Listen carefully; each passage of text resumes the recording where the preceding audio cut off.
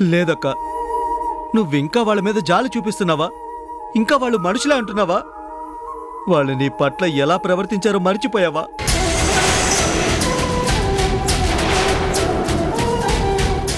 నిన్ను నన్ను దూరం చేయడానికి వాళ్ళు ఎన్ని కుతంత్రాలు చేశారు. అప్పుడు నాకు అవన్నీ తెలియకపోయినా ఇప్పుడు నాకన్నీ తెలుసక్క. అందుకే నీ పట్ల అంత స్వార్థంగా ఆలోచించిన వాళ్ళని నేను వదిలేశాను. నన్ను పెంచిన అక్క దగ్గరికి వచ్చేశాను. దయచేసి కాదనకక్క, నీ కాళ్ళు పట్టుకుంటాను. నేనిక్కడే ఉంటానక్క, ప్లీజ్. అయినా నువ్విక్కడ ఉండవలసిన అవసరం లేదు. మనకి క్వార్టర్స్ ఇచ్చారు. అందరం అక్కడికి వెళ్దాం, ఆనందంగా ఉందాం. ఆనందం అనేది అంతస్తుల్లోనూ మెడల్లోనూ ఉండదు గోపి. ఆత్మీయుల మధ్యలో ఉంటుంది. మన అనుకునే వాళ్లతో పూరి గుడిసెలో ఉన్నా సరే ఆనందంగానే ఉంటుంది. నమ్ముకున్న వాళ్ళని దూరం చేసుకుని 7 అంతస్తుల మేడలో ఉన్నా కూడా బాధగానే ఉంటుంది.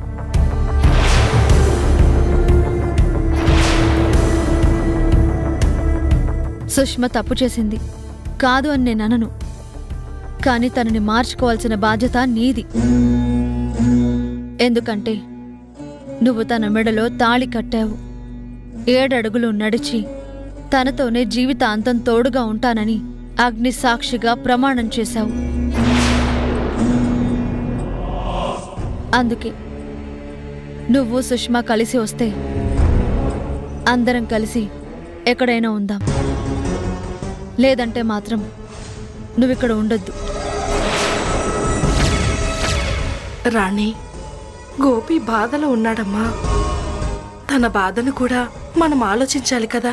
తర్వాత అన్ని విషయాలు మాట్లాడుకుందాం. లేదత్తయ్య, ఇలాంటి విషయాలు ఇప్పుడే మాట్లాడాలి. వాడు చేస్తున్న తప్పేంటో వాడికి కూడా తెలియాలి. భార్యాభర్తలు విడిపోకూడదు అని వాడే గ్రహించాలి. అందుకే అది వాడికి బాధ అనిపించినా సరే నా నిర్ణయంలో మాత్రం మార్పు లేదు. అమ్మా, కనీసం నువ్వైనా చెప్పమ్మా. నా బాధని అర్థం చేసుకోమని చెప్పమ్మా. నా కూతురు ఏ నిర్ణయం తీసుకున్నా అది మంచి నిర్ణయమే అయ్యుంటుంది. ఆ రోజు నిన్ను ఇంట్లోంచి పంపించాలని నిర్ణయం తీసుకున్నప్పుడు నేను వద్దు అని చెప్పలేదు. ఇప్పుడు కూడా నీ విషయంలో ఇలా మాట్లాడుతుంటే నేను అడ్డు చెప్పలేను గోపి. ఎందుకంటే ఇప్పుడు కూడా తను ఆలోచిస్తుంది నీ జీవితం గురించి. సరే అక్క, ఇదే నిర్ణయం నీదైతే నేను ఎక్కడికైనా వెళ్ళిపోతాను. అంతేకాని వాళ్ళ దగ్గరికి మాత్రం వెళ్ళను. నీ పట్ల వాళ్ళు ప్రవర్తించిన పద్ధతి మారాలి.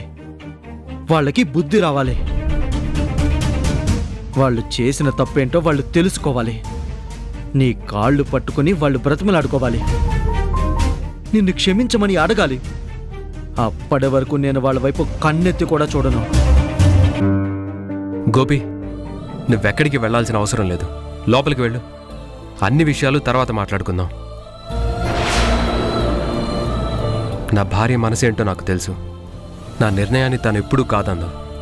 ఇప్పుడు నేను చెప్తున్నాను, నువ్వు లోపలికెళ్ళు.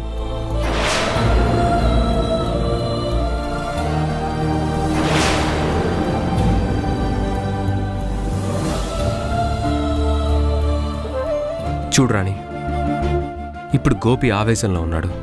మనం ఎన్ని చెప్పినా తనకి తగిలిన బాధని తను మర్చిపోవడం అంత సులువు కాదు. మెల్లగా నచ్చచెప్పి వాళ్ళిద్దరినీ కలుపుదాం. అంతవరకు ఇక్కడే ఉండని. తనకిప్పుడు ఊరట కావాలి.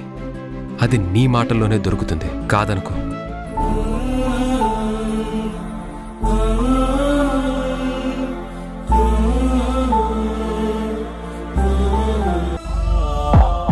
నువ్వు నన్ను మర్చిపోవాలని ఎన్నో ప్రయత్నాలు చేశాను.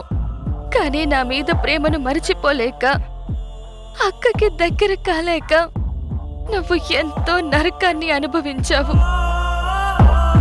దానికి ప్రతిఫలమే ఇది అని తలుచుకున్న ప్రతి క్షణం నాకు చాలా బాధగా ఉంది. నువ్వు మళ్ళీ కోలుకోవాలి, మామూలు మనిషి అవ్వాలి, మా అందరితో కలిసి ఉండాలి. నేను చూసిన పాత వంశీలా నువ్వు మారాలి, నీ జీవితం నిలబడాలి.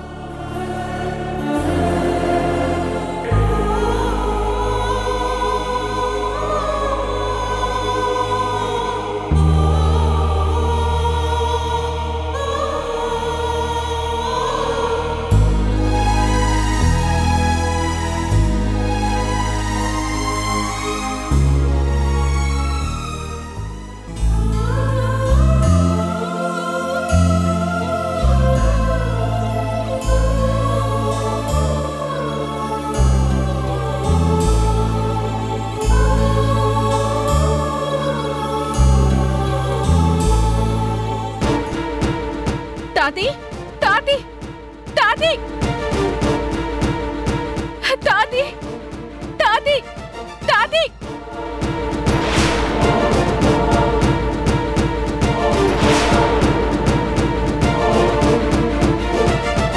అమ్మా శామ్, ఏంటమ్మా ఏమైంది? ఆ కన్నీళ్ళేంటి? తాతి, నాకు నా వంశీ కావాలి. నా వంశీ లేకుండా నేను బ్రతకలేకపోతున్నాను. వంశీ చూడకుండా నేను ఉండలేకపోతున్నాను తాతి. వంశీని నన్ను కలపండి తాతి. నా వంశీ నా దగ్గరికి తీసుకురా తాతి. తను నాతోనే ఉండేలా చేయి తాతి. నా తలుచుకుంటే ఏమైనా చేయగలవు తాతి. Please తాతి, please. నీ మనవరాలి కోసం ఇప్పటి వరకు ఎన్నో చేశావు. ఇప్పుడు ఈ పని కూడా నువ్వే చెయ్యాలి తాతి. శామ్, వంశీ ఎక్కడున్నాడో తెలీదు. ఎన్ని రోజులు ఈ ఇంటి వైపు కూడా రాలేదు. చివరికి నువ్వు పోలీస్ స్టేషన్లో ఉన్నప్పుడు కూడా పలకరించడానికి కూడా రాలేదు. అలాంటి మనిషి ఎక్కడున్నాడని వెతకాలమ్మా. ఎక్కడి నుంచి తీసుకురావాలి? మీ ఇద్దరిని కలపాలని, మీరిద్దరూ నా కళ్ళ ముందే సంతోషంగా ఉండాలని నాకు కూడా ఉందమ్మా. కానీ బిజినెస్లో, లైఫ్లో ఎంతో సాధించిన ఈ శంకర్ ప్రసాద్ నీ జీవితంలో మాత్రం ఏమీ చేయలేకపోతున్నాడమ్మా. అవును సమంత, అన్నయ్యని అడిగితే మాత్రం అన్నయ్య ఏం చేయగలుగుతారు? ఎక్కడున్నాడో ఎలా ఉన్నాడో తెలియని వంశీని ఎక్కడి నుంచి వెతికి తీసుకొస్తారు? ఎలా తీసుకుని వస్తారు? వంశీ ఎక్కడో లేడు. ఆ కళ్యాణ్ ఇంట్లోనే ఉన్నాడు. పాత వంశీలా లేడు. పిచ్చివాడైపోయాడు. దీనంతటికి కారణం ఆ వర్షయే. అదే నా వంశీని ఇలా మార్చేసింది. నలుగురిలో ఉన్నా సరే నన్నే గుర్తుపట్టలేని పరిస్థితుల్లో ఉన్నాడు.